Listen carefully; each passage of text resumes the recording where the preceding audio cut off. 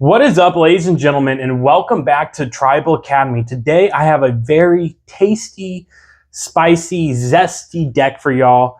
But before we get into that, I'm on my road to 600 subscribers because we're like 400, so add 200. Let's try to go for 600. So every subscription does help, and I do appreciate every single one of you that come here, watch my videos, and subscribe to me. But other than that, today's deck is going to be the Green Goblin. Now, I know you can always play Norman Osborn, and you can, whenever the commander tax gets a little too high, flip him, bring him out as Norman, and then next turn or something, bring him back out as Green Goblin. Might give you a little more to play with, but this deck goes hard, hits hard, burns people, and you get to play solitaire sometimes by accident, which I did recently, and I'm sure my friend really appreciated that. But this is an overall very fun deck, and I think it's one of the strongest decks that we got out of the Spider-Man deck. So that's why I decided to build it, other than the fact that it's got Is-It colors in it with blue. So, you know, I'm nasty, I'm devious, and I like it that way. But we're going to go ahead and do a top-down view, and we're going to go through each card, and I'm going to explain to you the tech of this deck. So come over here, and let's go down. All right, so first of all, we have Green Goblin. He's a 4-cost, 1 red, 1 black, 1 blue, 1 colorless. All right, so on the other side, we do have Norman Osborn, so let's go through him first. Norman Osborn is a 2-cost, which is really quick to get out. You can get this out turn 1 or 2. And Norman Osborn can't be blocked. Whenever Norman Osborn deals combat damage to a player, he conveys. He does have the option to flip over as Green Goblin, but you can play either side of your choice. Green Goblin states, Flying and Menace, spells you cast from the graveyard cost 2 less to cast. And then the crazy part, the absolute disgusting part, is Goblin Formula. Each non-land card in your graveyard has Mayhem. The Mayhem cost is equal to its mana cost. That's disgusting. So not only does everything in my graveyard cost 2 or less, on this turn, if something goes into my graveyard, I can play it with that 2 or less on it. Oh, you know where we're going with this. You already know. Now, I did try to theme this deck more Spider-Man-y. There is some cards. There's the 3 game changers that I could be allowed in it. I did put in it. I don't think they're absolutely necessary, but I did try to keep it on theme since there was no themed commander decks that came out with Spider-Man. So we're going to start off with Green Goblin Nemesis. Green Goblin Nemesis, if it goes in your graveyard, this costs 2, but it's a 4-drop. It has flying. Whenever you discard a non-land card, put a +1/+1 counter on target goblin you control. Just him, but there's other there's all the Green Goblins in this deck. Whenever you discard a land token or card, create a tapped treasure token, which is great with the Mayhem effect. I throw a land in the graveyard, he makes a treasure token, land comes back out because I haven't played land for turn, comes out, now I have a treasure token and a land out. That's just sick and disgusting, and there's a few other cards in here that work the same way. We have Carnage, Crimson Chaos. He is a 4-drop, or a 2. I'm going to say that the whole video. Or a 2. He's got Trample, and when Carnage enters, return target creature card with mana value 3 or less from your graveyard to the battlefield. It gains, this creature attacks each combat if able, and when this creature deals combat damage to a player, sacrifice it. It already has a Mayhem cost of 2, so if it goes in the graveyard, it comes out for 2. Alright, so Chameleon Master of Disguise is a 4-drop, 1 blue, 3 colorless, and whenever you have Chameleon enter as a copy, or whenever you have Chameleon enter it as a copy of a creature you control, except his name is Chameleon Master of Disguise. He also has a Mayhem effect to drop it down. Doesn't matter if he goes in the graveyard for 2. Copy Green Goblin. Make everything cost 4 less. So when you pull out a card like Dr. Octopus, he only costs 3 whenever you Mayhem into the graveyard and bring him back out on turn. Now, Dr. Octopus, Master Planner, other villains you control get +2/+2. Now, we do have some villains in here. Your maximum hand size is 8. Now, here comes the best part of this flavor text. At the beginning of your end step, if you have fewer than 8 cards in hand, draw cards equal to the difference. Like I said, a lot of the cards are just discarding cards out of the hand. You could have 8 cards on turn, discard to 1, 2, or 0 cards in hand, and he's just going to refill your hands for the next turn. It's just, Now we have Hobgoblin Mantled Marauder. He is a 2-drop, or a 1. You guys are going to hate me for this, but we're going to stop. We're going to stop so y'all don't end up hating me. He has Flying Haste, and whenever you discard a card, Goblin gets +2/+0 until end of turn.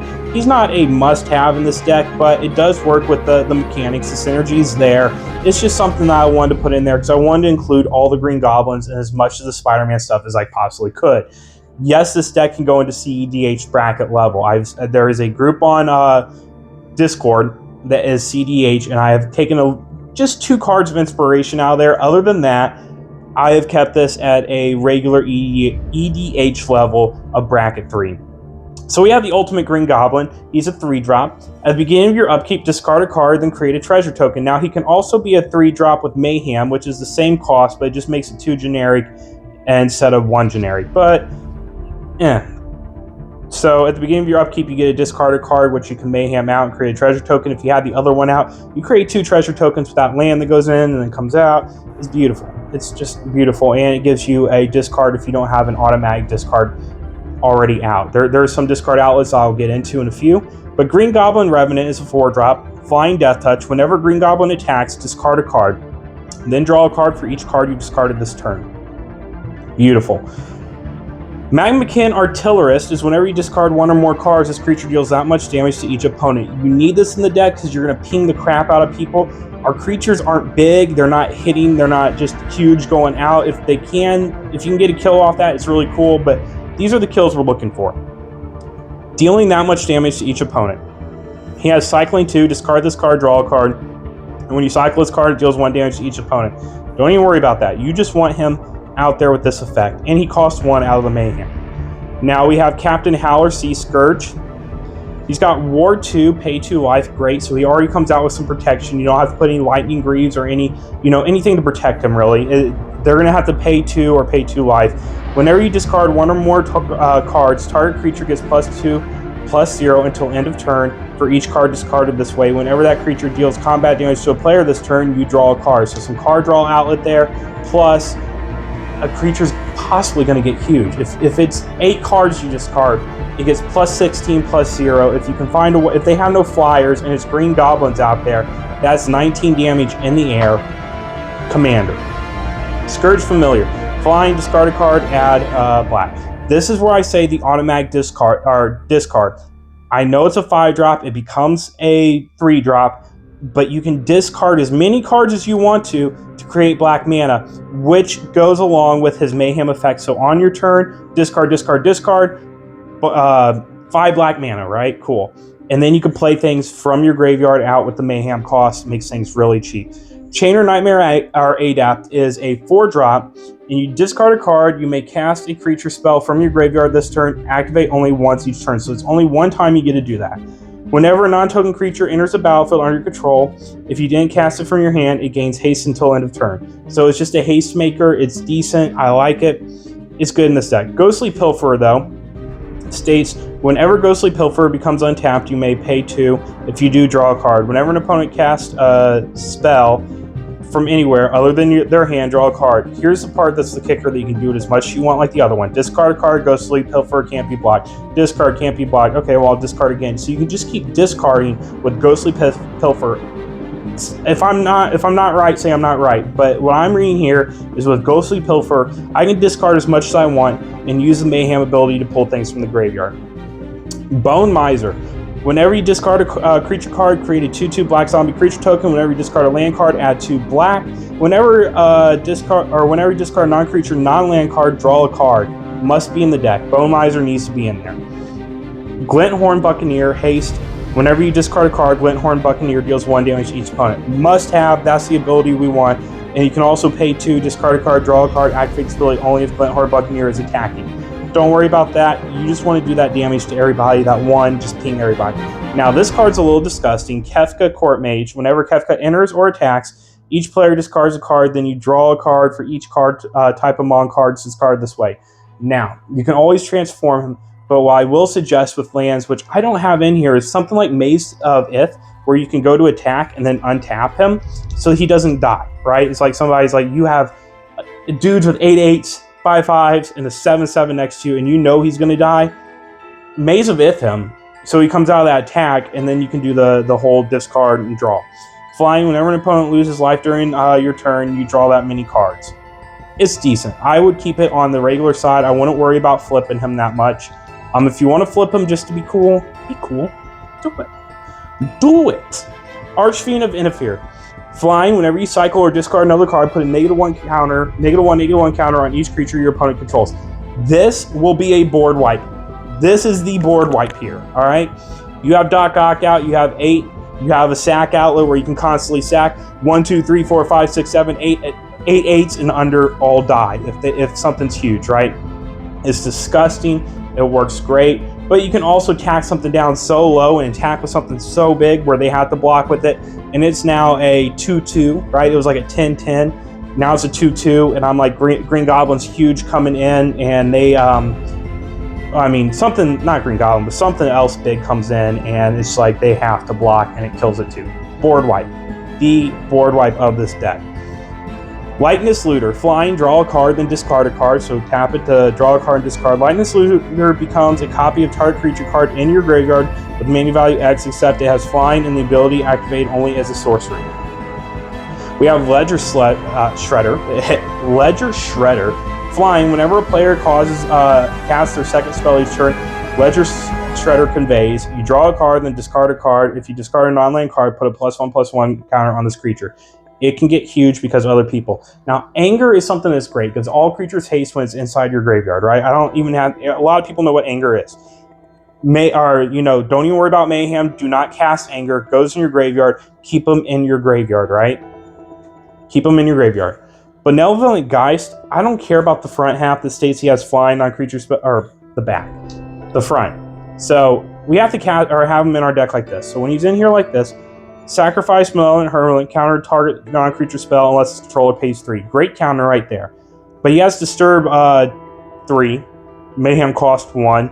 If you get him in your graveyard, you can automatically pay the Disturb. You may cast this card from your graveyard and transform it to Disturb cost. This is the big deal here. This is the one I got from CEDH players. Flying, non-creature spells you control can't be countered. If Benevolent Geist would be put into a graveyard from anywhere, exile instead. So non-creature spells you control can't be countered. So this is where you're playing all your cool stuff, all your instants and sorceries, all your non-creatures, and they can't be touched as long as he's out there. He is a card that I have done this to. Swiftfoot, Lightning Greaves, go on him. All right, so once he comes out, put those on him, protect him at all costs. Make it harder for them to touch him, because if they can't touch him, you're casting stuff without any worries. So Psychic Frog, whenever a Psychic Frog deals combat damage to a player or planeswalker, draw a card. You can discard as much as you want and put a +1/+1 counter on Psychic Frog. That's what I'm reading here. Exile 3 cards from the graveyard. Psychic Frog gains flying until end of turn. I don't care about that. I don't really care about that. He's the discard outlet. He's a big one. You just discard as much as you want, and then you can do your Mayhem. Emmett Selch to the third seat is really important to this deck because he kind of does something similar to Green Goblin. Spells you cast from your graveyard cost 2 less to cast. Whenever one or more opponents lose life, you may cast target instant or sorcery card from your graveyard. If that spell will be put into your graveyard, exile instead. Do this only once each turn. Great card, must have. This is another kind of board wipey card, all right? This is Surly Badgersaur. I have board wiped off of this. Whenever you discard a creature card, put a +1/+1 counter on Surly Badgersaur. Whenever you discard a land card, create a treasure token, another treasure token creator that you can Mayhem a land out. And whenever you discard a non-creature, non-land card, Surly Badgersaur fights up to 1 target creature you don't control. Get them big enough, start stacking stuff that's non-creature spells, non-land, and hit every single thing you can hit. And just board wipe, right? I think I had him up to a 12-12 at one point to get rid of an 11-11. That's how disgusting he can get. Crypt Caller Chariot is a vehicle with menace. Whenever you discard 1 or more cards, create that many tap 2/2 black zombie creature tokens and crew 2. Not a big deal in this deck. It's just in there. I like it. I think it's good. It belongs, right? It kind of does. You can replace it. You definitely can replace it. It doesn't belong. Just replace it. Anyway, so we're going to go to our instance. We have Unstable Experiment. Target player draws a card, then up to 1 target creature you control conveys. So this is card draw, conveys, great. Big score belongs in this deck. As an additional cost to cast a spell, discard a card, draw 2 cards, and create 2 treasure tokens. So if you do the Mayhem, it costs 2 to come out, or even 1 if you have some of the other cards in there. 1 to come out, creates 2 treasure tokens, and you discard a card and draw 2 cards. Worth it. Unexpected Windfall also belongs in here. Is an additional cost to cast a spell, discard a card, draw 2 cards, and create 2 treasure tokens. Might cost 2 again. This one will definitely cost 2 with the red. Frantic Search. Draw 2 cards and discard 2 cards. Untap all up to 3 lands. Now I know that there is that mage that you can, combo off of, but we're not doing that. We're just drawing up to 2 cards and discard 2 cards, untap up to 3 lands. Great, needs to be in there. Laughing Mad will cost 1 with Mayhem. It's additional cost to cast a spell, discard a card, draw 2 cards, and it has Flashback, which will only cost 2. Cost 4, but we're making it 2, so you guys understand. Mayhem. Throw a Possibility is additional cost to cast a spell, discard a card, draw 2 cards. So you see what we're doing here. We're discarding, drawing in graveyard. Mayhem, just beautiful. We have Bitter Triumph. As an addition to cast a spell, discard a card or pay 3 life, discard. Obviously, destroy target creature or planeswalker. Swan Song is to stop anything from happening. Counter target enchantment, instant, or sorcery spell. As controller creates a 2/2 blue bird creature token with flying. If I don't have the token, I just let them hold on to the card till afterwards. An offer you can't refuse. Counter target non-creature spell. Its controller creates 2 treasure tokens. You can do that to yourself, surprisingly. Counter spell, counter target spell. Now this, I'm saying you can have a creature Mayhem it, counter it, 2 treasure tokens, bring it back out. Be goofy, but you can do it. Counter spell, we know what counter spell does. In Dark of Ritual. And 3 black mana. Alright, let's go ahead and put those over there. Let's go ahead and go to sorceries. We have Pumpkin Bombardment. As an additional cost to cast a spell, discard a card or pay 2. Pumpkin Bombardment deals 3 damage to target creature. This is a discard. Careful Study, draw 2 cards and discard 2 cards from your hand. Faithless Looting, draw 2 cards and discard 2 cards. It has Flashback, do the Flashback too. Gamble, I love Gamble. It goes in any red decks I have. I always try to put Gamble. There's 2 cards I feel like are my staple. Lotus Petal and Gamble. I just love having them in decks, and it's funny. All right? Gamble states, search your library for a card, put that card into your hand, discard a card at random, then shuffle. With Mayhem, I don't care if you discard the card I wanted. I'm probably going to Mayhem it out anyway. Thank you. Goes in. Cool. Play it. All right, we have Windfall. Each player discards his or her hand and draws cards equal to the greatest number of player discarded this way. So it's kind of a wheel effect. We have the Will of the Jeskai, which is also another wheel effect. Choose one. If you control a commander as you cast this, you may choose both instead. Each player may discard their hand and draw 5 cards. Each instant sorcery card in your graveyard gains flashback until end of turn. The flashback's cost is equal to its mana cost. Great card to have in there. Behold the Sinister Six. We don't have that many creatures that I'm worried about going into the graveyard, but if it does, return up to 6 different creatures, cards with different names from your graveyard to the battlefield. The last game I played, I had what's his name? Emmett out, and I had Green Goblin out, so it made it so it's 7 costs, take away 4. It was a 3 cost if I really wanted to drop this. There was no use for it though, so it was a discard outlet, but didn't really care. Wrong way, dummy. Reanimate is just to put target creature from a graveyard on the battlefield under your control. You lose life equal to its mana value. So if something goes in the graveyard when it's not your turn, Mayhem's not going off, Sinister Six and Reanimate is a way to bring something back. And obviously Blasphemous Act. To Blasphemous Act something is this spell, even if it goes to the graveyard during that, it doesn't get Mayhem. So let me be clear.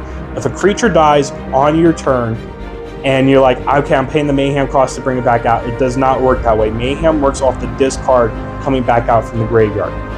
Blasphemous Act. This spell costs 1 less to cast for each creature on the battlefield. Blasphemous Act deals 13 damage to each creature. Blasphemous Act, I feel like, definitely belongs in a lot of red decks. It is, instead of, like when you run white, you have a lot of board removal, a lot of just board wipes. Blasphemous Act is mine. I feel like that's a staple to most dreads, so Blasphemous Act goes in here. Blasphemous Act almost always costs 1, too. When it gets to the situation that you're willing to drop it, it's going to cost 1. Shadow of the Goblin. At the beginning of your first main phase, discard a card if you do draw a card. Undying Vengeance. Whenever you play a land or cast a spell from anywhere other than your hand, this enchantment deals 1 damage to each opponent. This is a burn. You will be doing 12, 14, 16 damage possibly each turn off of cards like this. It's just like the Buccaneer and a few other ones. This thing goes hard and this is what your win cons are based off of, is just doing that damage and doing a bunch of it, right? And then keeping yourself safe with a decent board state. Devol's Judgment. So whenever one or more cards leave your graveyard, choose one that hasn't been chosen this turn. You can draw a card, create a treasure token, or create a 2/2 black zombie druid creature token. I would start from the top and work your way to the bottom. Secrets of the Dead. Whenever you cast a spell from your graveyard, draw a card. Card draw. Burning Vengeance. Whenever you cast a spell from your graveyard, this enchantment deals 2 damage to any target. So you're going to be pinging people, right? You don't have to ping all 3 people. You can ping one person at a time. Just be like, boom, boom, boom. You're too big. Boom, boom, boom. Die. Okay, cool. Next turn. Boom, boom, boom. That's what is beautiful. Now here comes my scumbag sleaze in the deck. Mystic Remora, cumulative upkeep 1. Whenever target opponent successfully casts a non-creature spell, you may draw a card. That player may pay 4 to counter this effect. Ain't gonna happen. Ristic Study, the one that everybody wants banned. Whenever an opponent plays a spell, you may draw a card unless that player pays a 1. We can have a whole video if you want about what I feel about Ristic Study. We have Underworld Breach. This is a must in this type of deck. Each non-land card in your graveyard has escape. This escape cost is equal to the card's mana cost plus exile 3 other cards from your graveyard. At the beginning of your end step, sacrifice Underworld Breach. So it is not a permanent down enchantment, but is very important to this deck. It is one of the game changers as well.